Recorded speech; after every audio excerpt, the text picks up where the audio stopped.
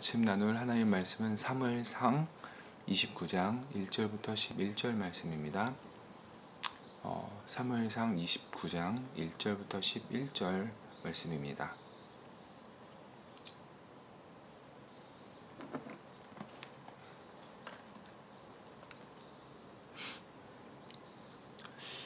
다 찾으셨으면 우리 같이 함께 한 목소리로 읽겠습니다. 블레셋 사람들은 그들의 모든 군대를 아벡에 모았고 이스라엘 사람들은 이스라엘에 있는 셈 곁에 진쳤더라. 블레셋 사람들의 수령들은 수백 명씩 수천 명씩 인솔하여 나아가고 다윗과 그의 사람들은 아기스와 함께 그 뒤에서 나아가더니 블레셋 사람들의 방백들이 이르되 이 히브리 사람들이 무엇을 하려느냐 하니 아기스가 블레셋 사람들의 방백에게 이르되 이는 이스라엘 왕 사울의 신하 다윗이 아니냐. 그가 나와 함께 있은 지 여러 해로되 그가 망명하여 온 날부터 오늘까지 내가 그의 허물을 보지 못하였노라. 블레셋 사람들의 방백들이 그에게 노한지라. 블레셋 사람들이 그에게 이르되 이 사람을 돌려보내어 왕이 그에게 정하신 그 처소로 가게 하소서. 그는 우리와 함께 싸움에 내려가지 못하리니 그가 전장에서 우리의 대적이 될까 하나이다. 그가 무엇으로 그 주와 다시 화합하리이까? 이 사람들의 머리로 하지 아니하겠나이까?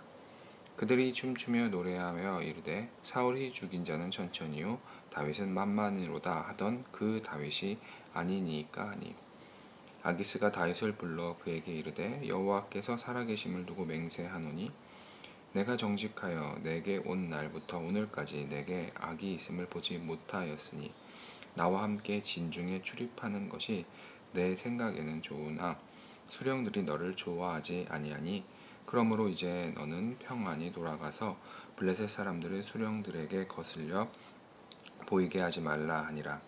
다윗이 아기스에게 이르되 내가 무엇을 하였나이까? 내가 당신 앞에서 오늘까지 있는 동안에 당신이 종에게 무엇을 보셨기에 내가 가서 내 주 왕의 원수와 싸우지 못하게 하시나이까 하니 아기스가 다윗에게 대답하여 이르되 내가 내 목전에 하나님의 전령같이 선한 것을 내가 아나 블레셋 사람들의 방백들은 말하기를 그가 우리와 함께 전장에 올라가지 못하리라 하니 그런즉 너는 너와 함께 온 내 주의 신하들과 더불어 새벽에 일어나라.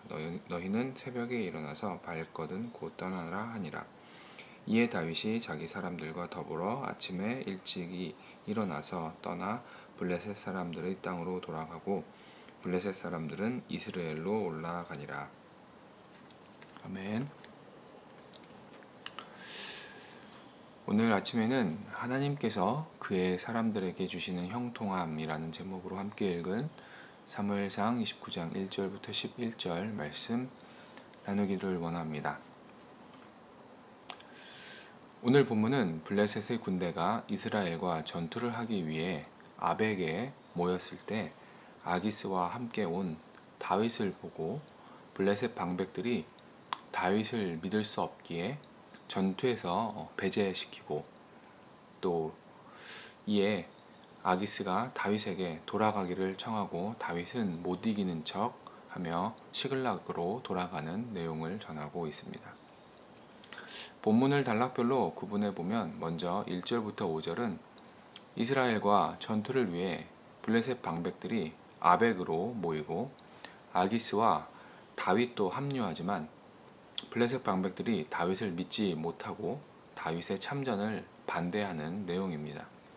다음으로 6절부터 11절은 블레셋 방백들의 반대로 인해 아기스가 다윗에게 떠나기를 요구하자 다윗은 마지못해 떠나는 척 행동하며 자신의 거처로 돌아가는 내용입니다. 본문의 내용을 좀 더 살펴보겠습니다. 본문 1절, 2절은 블레셋에 다스리던 방백들이 아벡이라는 지역으로 군대를 모으는 장면으로 시작합니다. 이것은 28장 1절, 2절에 이어지는 사건으로 아기스는 이 전쟁에서 다윗을 자신의 자신을 경호하는 자로 삼아서 참전하게 됩니다.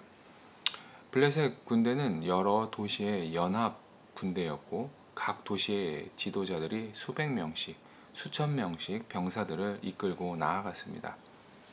그리고 아기스도 다윗과 함께 뒤에서 따라갔습니다. 3절을 보면 블레셋의 방백들이 다윗을 보고 이 히브리 사람들이 무엇을 하려느냐라고 항의합니다. 그들은 아기스의 군대와 함께했던 히브리 사람들에 대한 불만보다는 지금 다윗이 지금 싸워야 하는 이스라엘 왕 사울의 신하라고 여기고 또 그로 인한 거부감이 컸을 것입니다. 이에 대해 아기스는 다윗과 여러 날 동안 있었지만 그의 잘못을 보지 못했다고 다윗을 변호합니다. 하지만 4절, 5절에서 블레셋의 방백들은 전쟁 중에 다윗이 배신할 수도 있다는 가능성을 말하며 그를 돌려보낼 것을 요청하고 있습니다. 블레셋은 도시 국가의 연합이었기 때문에 블레셋의 방백들이 거세게 항의하자 아기스도 그들의 의견을 무시할 수 없었습니다. 그래서 6절과 7절을 보면 아기스는 다윗을 불러서 돌아갈 것을 말합니다. 여기서 아기스가 다윗에게 말하는 태도를 보면 최대한 조심스럽게 다윗의 마음을 상하지 않게 말하고 있음을 알 수 있습니다. 아기스는 다윗에게 미안한 마음의 표현으로 다윗이 믿는 여호와의 이름으로 그가 다윗을 신뢰하고 좋게 여기고 있음을 말합니다. 하지만 블레셋의 방백들은 그렇게 생각하지 않는다고 말합니다. 그리고 다윗에게 평안히 돌아가라고 말합니다. 여기서 평안이라는 말은 다윗이 돌아가는 길도 평안할 뿐만 아니라 블레셋 군대 안에서도 소란을 일으키는 일이 없기를 부탁하는 것이기도 합니다. 아기스의 돌아가라는 말을 들은 다윗의 마음은 안심을 느꼈을 것입니다. 다윗의 입장에서 본다면 이스라엘과 직접 맞서서 그것도 사울을 대적하는 싸움에 참전하는 것은 큰 부담이었기 때문입니다. 하지만 아기스의 돌아가라는 말을 들은 다윗은 8절에서 자신은 아기스와 함께 싸우고 싶은데 왜 싸우지 못하게 하느냐고 물으며 오히려 아기스에 대한 충성을 표현하며 마음에 없는 말을 합니다. 9절과 10절에서 아기스는 다시 한번 이것은 자신의 생각이 아니라 블레셋 방백들의 생각이라는 사실을 강조하고 새벽에 일찍 떠날 것을 재차 말합니다. 그리고 11절에 다윗은 자신의 사람들을 데리고 블레셋 군대를 떠나 자신이 거주하고 있는 시글락으로 떠나게 됩니다. 성도 여러분, 오늘 아침에는 6절, 7절 말씀을 중심으로 본문을 묵상하며 말씀이 우리에게 주는 교훈과 도전을 나누고 또 각자의 삶 속에 적용하기를 원합니다. 본문 6절과 7절은 블레셋 방백들의 항의로 인해 아기스가 다윗에게 이스라엘과의 전쟁에 참가하지 말고 거주하고 있는 그곳으로 돌아갈 것을 부탁하는 장면입니다. 다윗은 지금 사울을 피해 아기스가 다스리던 블레셋 지방으로 도망온 상태입니다. 다윗은 망명자입니다. 그리고 시글락이라는 지역에서 거주하고 있었습니다. 사울의 위협은 피했지만 블레셋 땅에서 생활하는 것도 쉬운 일은 아니었습니다. 다행히도 아기스의 신뢰를 얻어 지금은 시글락이라는 지역에서 다윗은 그의 부하들과 지낼 수 있게 되었습니다. 하지만 지금 다윗은 블레셋 군대의 편에서 자신의 민족인 이스라엘과 맞서 싸워야 하는 상황에 놓이게 되었습니다. 이스라엘과 싸우거나 블레셋을 배반하거나 다윗으로서는 어찌할 수 없는 상황에 놓이게 된 것입니다. 다윗은 아기스와 함께 아벡으로 향하면서도 속으로는 깊은 고민을 하고 있었을 것입니다. 그런데 블레셋 방백들이 먼저 다윗과 함께 전투에 참여할 수 없다고 항의하며 다윗을 돌려보낼 것을 요구합니다. 그리고 아기스도 그들의 항의를 무시할 수 없었고 최대한 조심스럽게 다윗을 돌려보냅니다. 다윗으로서는 너무나 감사한 일이었습니다. 이스라엘과 싸우지 않아도 되고 블레셋 사람들을 배반하지 않아도 됐기 때문입니다. 성도 여러분, 오늘 다윗에게 일어난 일을 통해서 우리는 하나님께서 그의 사람을 형통하게 인도하고 계심을 발견할 수 있습니다. 하나님은 아기스의 마음을 상하지 않고 오히려 미안한 마음을 들게 하시며 이스라엘과 전쟁을 해야 하는 위기에 놓인 다윗에게 피할 길을 열어주신 것입니다. 혹시 우리 가운데 위기에 놓여 있는 성도님들이 계시다면 하나님은 그의 사람들을 형통하게 인도해 주신다는 사실을 믿기를 주님의 이름으로 도전합니다.